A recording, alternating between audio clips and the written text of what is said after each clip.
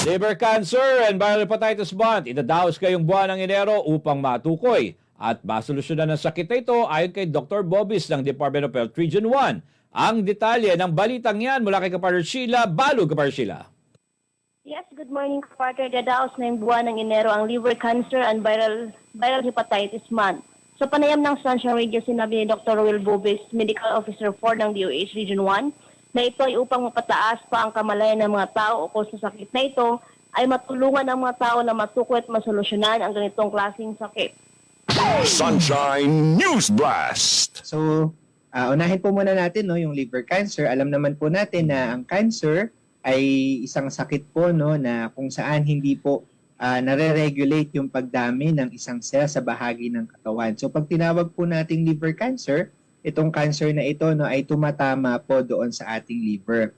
Alam naman po natin na ang liver natin ay napakahalaga kasi nandito po nag-i-imbak ng nutrients. Dito rin po ang liver din po yung nagre-remove ng mga waste products sa ating katawan. So kapag ito po ang natamaan, maaari pong magkaroon ng napakaraming sintomas. Katulad na po dito ang abdominal pain, yung pananakit po ng tiyan, sudden weight loss, yung kapag kayo po ay nawalan ng timbang na wala naman pong rason, weakness, loss of appetite, at abdominal mass o paglaki po ng inyong tiyan. Ito po yung mga sintomas na maaari po kayong nagkakaroon ng liver cancer. Samantala, mga high-risk individual sa sakit na liver cancer ay mga obese, mga sakit na hepatitis B at hepatitis C infection, mga nananagarilya at umiinom ng alak.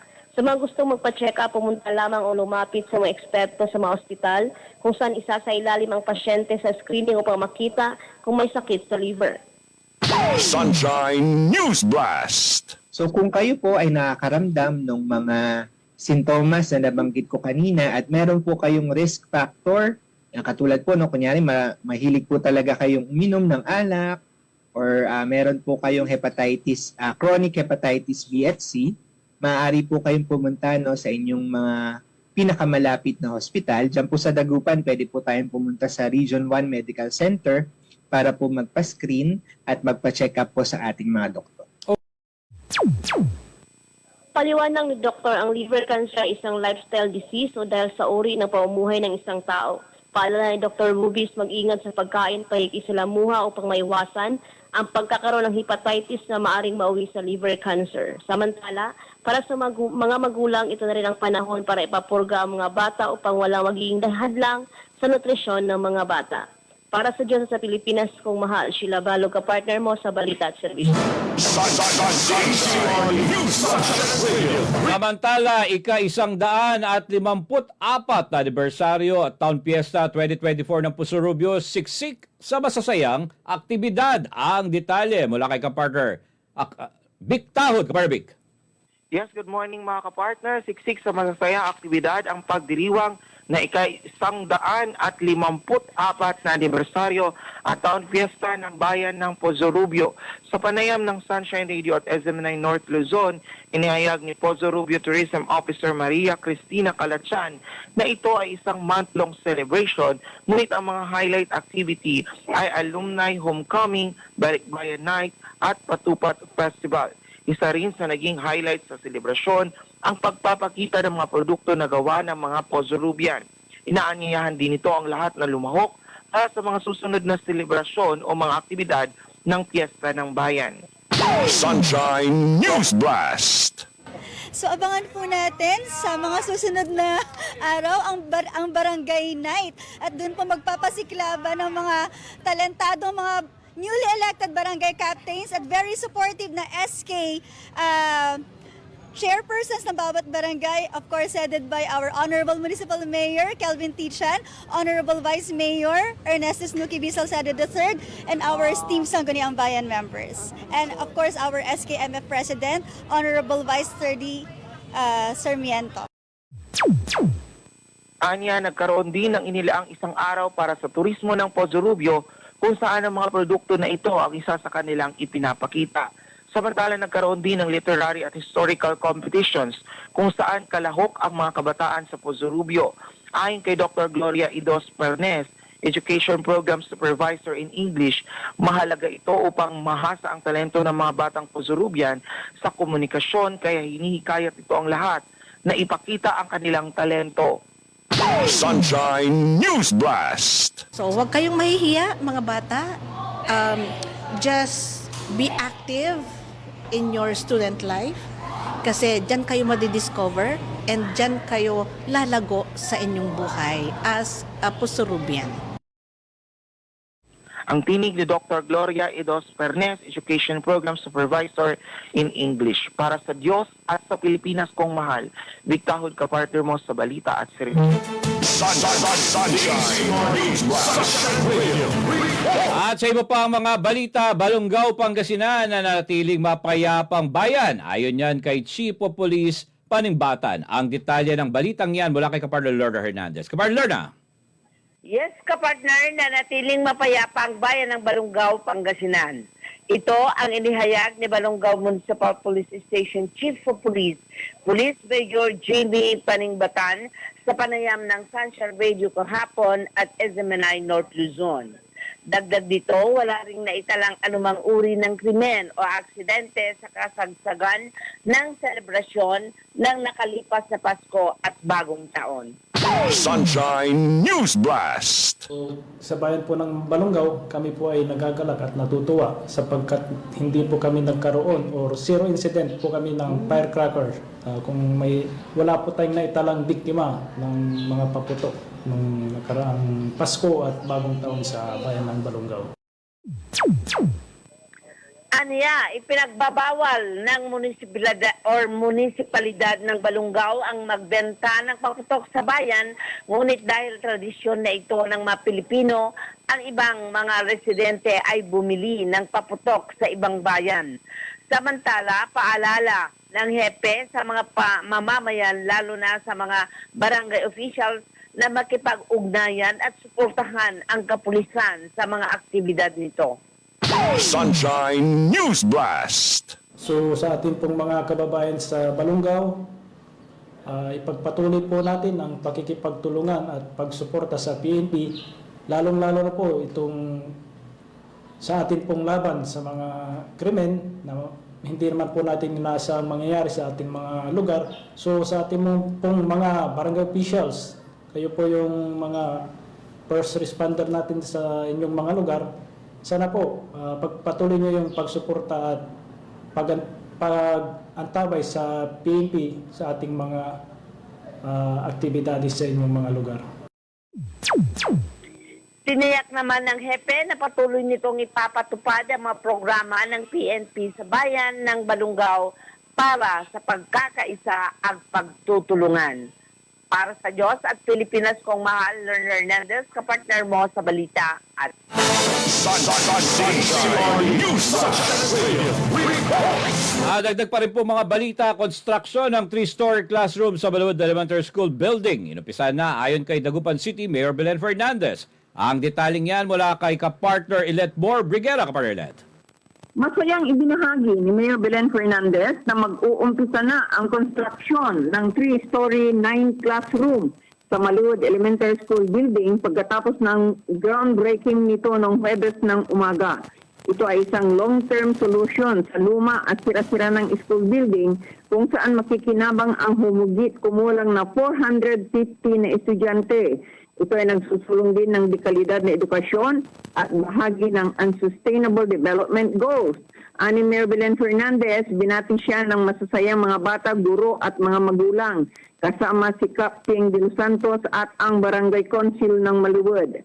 Nagpapasalamat naman si Mayor Belen Fernandez sa mga hindi humadlang sa 20% Development Fund, kasama na sina Vice Mayor Brian Cua, Councilors Michael Fernandez, Digsin, Dennis Canto, Marcelino Fernandez at Joshua Bugayong. Para sa Diyos at Pilipinas kong mahal, kapartner Ilet Mor Briguera, kapartner mo sa balita at service.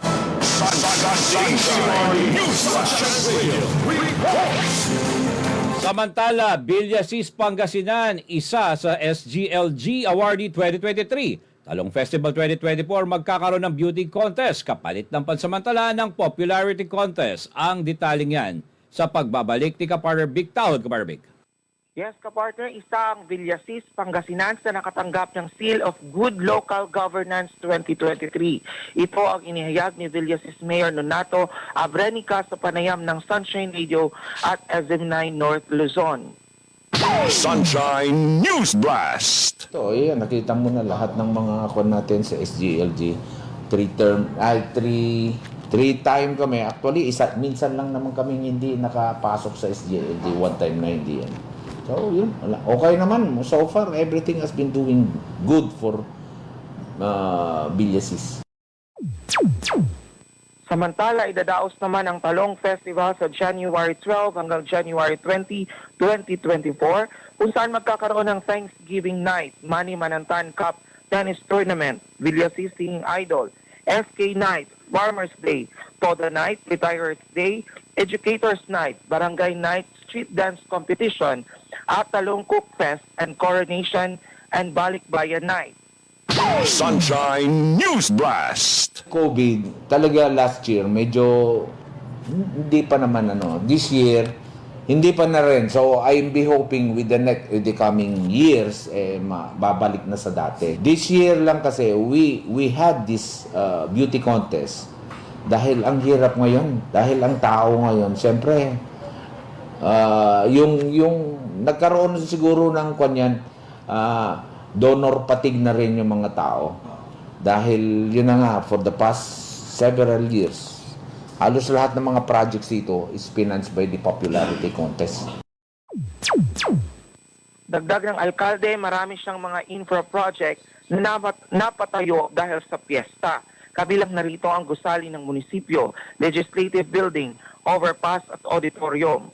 Anya, wala siyang masabi sa mga residente ng Villasis dahil matulungin ang mga ito. Ngayong taon, kabilang sa mga proyekto na naggagawin ni Mayor Abrenica ang rice mill bilang complement ng drying facility, pagbili ng bagong cemetery, at tuloy-tuloy din ang expansion ng rural health unit at pagpapagawa ng solar drying irrigation, daan at drainage. Nagpapasalamat naman si Mayor dahil sa napaka-supportive ng Sangguniang Bayan members ng Villasis, Pangasinan. Para sa Diyos at sa Pilipinas kong mahal, Victahod ka partner mo sa balita at servisyo. Sunshine News Blast. At dagdag pang balita, bayan ng Bani, Pangasinan nakatakdang magdiwang ng Pakwan Festival sa Enero 27 hanggang Pebrero 4 ngayong taon. Ang detalye ng balitang yan mula kay Kapartner Lorna Hernandez. Kapartner Lorna. Nakatakdang magdiriwang ang bayan ng Bani ng Pakwang Festival simula Enero 27 hanggang Pebrero 4 ng taong ito. Ayon kay Municipal Tourism Officer Romel Dulay, layunin ng nasabing selebrasyon na maipakilala ang iba't ibang uri ng pakwan bilang pagbibigay pugay sa mga magsasaka at maisulong ang turismo at agrikultura ng bayan.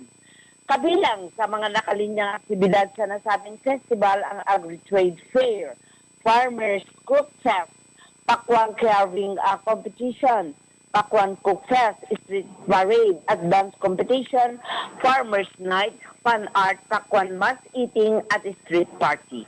Saad ni Dulay, tampok sa selebrasyon ng Cook Fest kung saan ipamamalas ng mga kalahok ang pagluto ng pagkain na may sangkap na pakwan. Hinikayat naman ni Dulay ang mga turista na bisitahin ang kanilang bayan dahil maliban sa pakwan, kilala ang lugar sa mga white sands beaches or beaches, waterfalls at caves.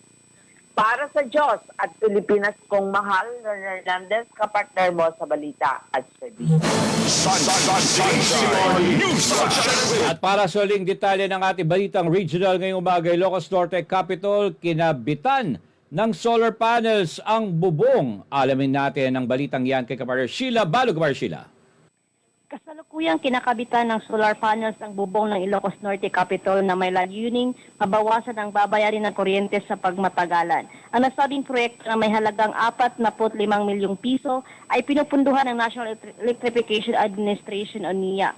Ayon kay Ilocos Norte Electric Cooperative Incorporated o INEC Acting General Manager Cipriano Martinez nagsimula ang installation ng solar panels nakaraang Disyembre at inaasahan na magtapos sa lalo't lalong madaling panahon. Maliban sa Kapitolyo ay maglalagay din ang INEC ng mga solar panel sa mga pampublikong ospital at paaralan. Kapag nakumpleto, magkakaroon ng kapasidad ang solar power project na 470 kilowatt peak operation at inaasahan na maibaba ng 40% ang babayarin ng kuryente sa probinsya. Para sa Diyos at sa Pilipinas, kung mahal, Sheila Balo, kapartner mo sa Balita at Serbisyo.